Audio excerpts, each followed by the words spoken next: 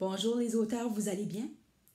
Est-ce que ça t'est déjà arrivé de regarder un joueur de hockey de la LNH faire une passe spéciale, un lancer du poignet, un tir du revers et te dire « Wow, j'aimerais essayer ça moi aussi ».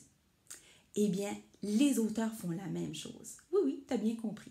Alors aujourd'hui, je vais t'apprendre que ça arrive aux auteurs de lire des livres, des textes de d'autres écrivains et se dire « Wow, ça c'est vraiment intéressant, j'aimerais faire pareil et l'essayer ». Donc aujourd'hui, on va lire ensemble ce texte d'opinion intitulé « Le pire livre du monde » écrit par l'autrice Élise Gravel. Donc, Élise Gravel va devenir notre enseignante.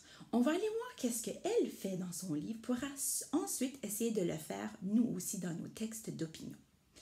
Tout d'abord, regarde sur la page couverture, elle a donné un prix. Ça dit « Gagnant de 0 prix littéraire ». 0 prix, oui, parce que c'est le pire livre du monde. Hein? Ici, il dit « On est coincé dedans ». Puis l'autrice qui dit « Désolé ».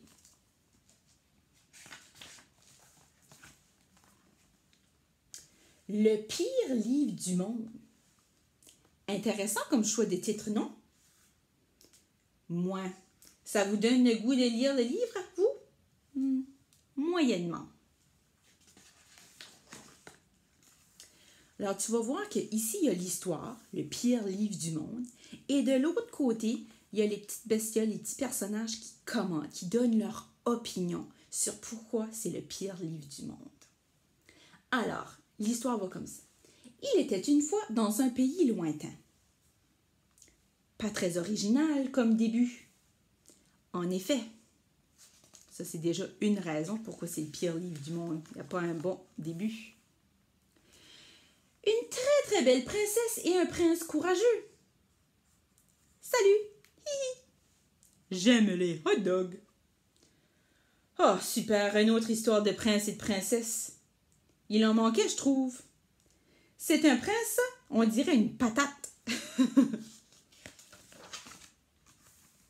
La princesse vivait dans un magnifique château. Coucou, hihi. Et nous, on est qui? On nous présente pas? Je crois qu'on est personne. Eh oh, je vais servir à quelque chose, moi. La belle princesse s'appelait Barbarotte et le beau prince s'appelait Poitric. Oh, hihihi! Barbarotte et Poitric. Attends, c'est pas comme ça que ça s'écrit, princesse. C'est vrai, l'auteur n'a pas relu son texte. C'est bourré de fautes. Oui, mais quand on s'ennuie, on peut jouer à les compter et à les corriger.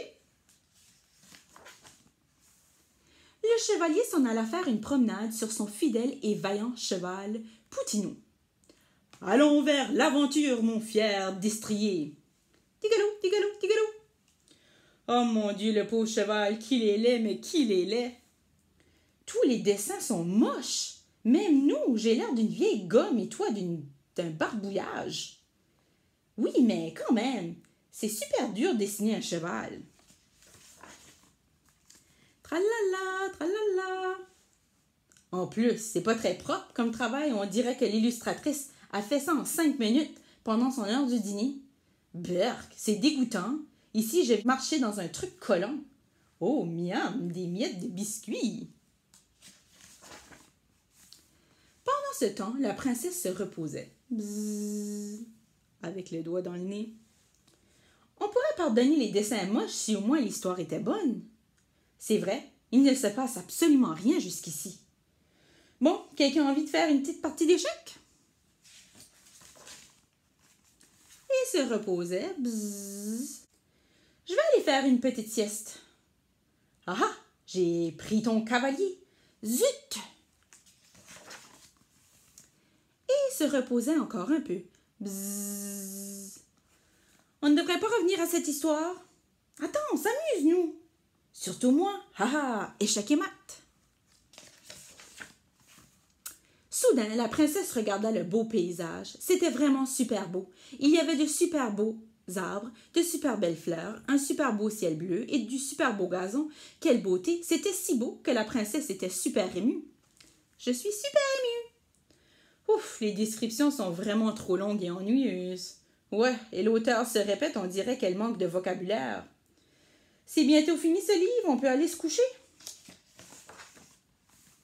Soudain, nonobstant ces péripéties qui eurent lieu pendant cette impétueuse extrémité, il appert que soudain, de son regard ascardamite, la princesse cyclotimique aperçut un indicible frétillement niclotolope avec des bougies dedans. Des bougies dedans. Hein? Mon regard? Quoi? J'ai un peu mal à la tête tout à coup. Oh là là, l'auteur veut faire sa savante en utilisant des mots compliqués, mais on n'y comprend rien du tout. Je ne suis pas certaine qu'elle les comprenne elle-même. Boogie, ça existe même pas. C'est pas dans le dictionnaire. Soudain, un gros monstre affreux arriva. Rah! Caca, pipi, prout, crotte de nez. Oh my god. Un peu d'action, il était temps. Berk, c'est super vulgaire, mais bon, fallait s'y attendre dans un livre d'Élise Gravel. Oh, allez, cette partie du livre est quand même drôle. Soudain, le monstre voulut manger Barbarotte, mais Barbarotte ne voulait pas. Je vais te manger. Oui, non, oui, non, oui, non, oui, non, oui, non. Oh là là, et les dialogues, c'est pas mieux, hein? Il n'ajoute rien du tout à l'histoire. Il y a encore le mot soudain. Elle ne connaît pas d'autres mots pour créer du suspense, l'auteur. Barbarotte voulait se défendre du monstre, mais comme elle n'était qu'une fille, tout ce qu'elle pouvait faire, c'est crier. « Pire! Au secours, Poitrec, j'ai si peur, viens me sauver! J'arrive, Barbarotte! » Oh non, je n'y crois pas, le livre est sexiste en plus. Allez, Barbarotte, on n'est pas en 1850. Oh là là, j'ai trop honte. Bang, boum, bif, paf, bing, gong, pouf. Bon, de la violence gratuite. Très original. Arrêtez les amis, vous allez vous faire bobo. J'aime ça, moi, les onomatopées. Ayant finalement combattu le méchant monstre, notre héros, Poitric, prit une pause pour savourer un excellent Kiki-Cola, la boisson des vrais héros. C'est fou comme ça désaltère tout en faisant gonfler mes muscles. Non mais je rêve, c'est une publicité ça. Une publicité dans un livre pour enfants, c'est dégoûtant. C'est pas illégal ça. C'est une honte. Très impressionné par notre héros et son Kiki-Cola, ce qui rend les muscles vraiment gros, Barbarotte se jeta dans les bras du prince en tendant vers lui ses lèvres pulpeuses. « Embrasse-moi, ô homme fort et viril! »« Oh non, au secours, pas une scène d'amour! »« Eh oh, il y a des enfants qui lisent ça! »« Non, ils vont s'embrasser, berk, moi je sors d'ici! » Le bon roi Pubert III décidit de faire de Poitric un chevalier. C'était un moment très émouvant et tout le royaume était heureux.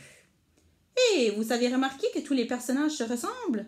C'est vrai, il n'y a aucune diversité dans ce livre. Ben, sauf nous et le monstre. » Soudain, les personnages se réveillaient. Toute cette aventure, ce n'était qu'un rêve. « Waouh, quel rêve incroyable! Bien dormi, Barbarotte? » « Oh non, j'ai fait un horrible cauchemar. Hihi. »« Quoi? C'est fini? Ça, c'est la fin? » Mais ce n'est pas ça. C'est pas une fin, ça. C'est complètement cliché. Ce genre de fin devrait être interdite. Voyez le positif, au moins, cette horrible histoire est terminée. Ils vécurent heureux et eurent beaucoup d'enfants. Fin. Et nous, on fait quoi? On est coincé ici pour toujours? On est prisonnier de cette horreur? Je ne vais pas avoir beaucoup d'enfants. Laissez-nous sortir d'ici! Oui, mon histoire est finie. Alors, on va aller apprendre de l'auteure Élise Gravel. Qu'est-ce qu'elle a fait pour rendre son livre aussi convaincant? Tout d'abord, sur la page couverture du livre, elle a décerné un prix et à l'arrière, elle a mis des citations de journal. Donc, donner des prix et écrire des citations, ça permet de rendre son opinion plus convaincante, hein, de donner de la crédibilité à son opinion. Elle a donné aussi énormément de raisons pourquoi c'était le pire livre du monde. Hein, il n'était pas propre. Il y avait une fin pas très originale, ni le titre, ni la fin. Des personnages très banals, les dessins n'étaient pas beaux. Parfois, elle utilisait des mots à répétition ou des mots qu'on ne comprenait pas. Donc, vraiment beaucoup de raisons. Elle a mis aussi des bulles pour faire parler ses personnages, hein, comme ceci. Et des bruits, des onomatopées. Ça rend son texte intéressant. Élise Gravel utilise beaucoup l'humour et le sarcasme. Ça rend ses livres très intéressants. Et elle a mentionné l'importance de se relire et de se corriger. Parce que les lecteurs, lorsqu'on lit un livre et on trouve des fautes, c'est pas très intéressant. Donc, aujourd'hui, pour le reste de ta vie, tu peux t'inspirer de ce que font les vrais auteurs, puis l'essayer dans tes textes à toi. Donc, je t'invite à écrire un texte d'opinion sur non pas le pire livre du monde, mais le meilleur livre du monde. Donc, va chercher chez toi ton livre préféré, celui que tu penses qu'est le meilleur livre du monde, et tu vas m'écrire un texte d'opinion pour me convaincre que c'est le meilleur livre du monde, en me donnant beaucoup de raisons, le plus de raisons possible. Et tu peux ajouter, si tu veux, comme Élise Gravel, un prix, des citations, de l'humour. C'est à toi, c'est ton texte. J'ai bien hâte de découvrir quel est le meilleur livre du monde. Au boulot, les auteurs!